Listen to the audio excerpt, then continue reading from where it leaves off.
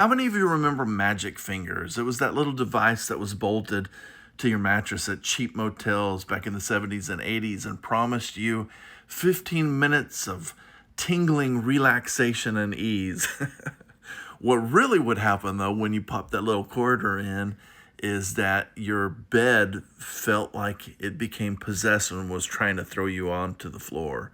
It was like a mechanical bull, but in your motel room. I remember our family staying at some cheap motels when we were kids, and me and my sisters begged our parents to let us try it, and they dropped a quarter in, and that bed roared to life like it was a washing machine with a brick inside. It wasn't a gentle vibrate, it was, again, it was like trying to throw us to the ground. It was clunky and loud, and we thought it was hilarious and rode that thing like it was Space Mountain.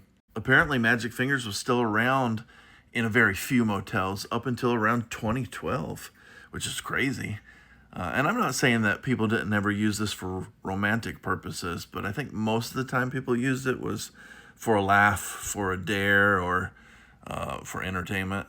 Someone said this was probably the first guest room amenity after TV. So before you got coffee makers or room service or free Wi-Fi, you got a violent bed massage.